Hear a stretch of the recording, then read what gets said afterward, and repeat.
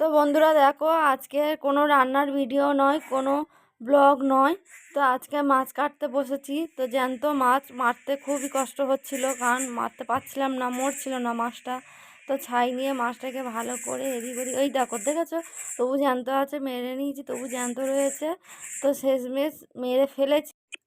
তো জ্যান্ত মাছ তো এখন সব দোকান থেকেই কেটে নিয়ে আসে, তো আমি আজকে কেটে নিয়ে আসিনি। তো আমাদের এখানে দোকানে খুবই কম কাটা হয়, বাড়িতেই বেশি কাটি আমরা।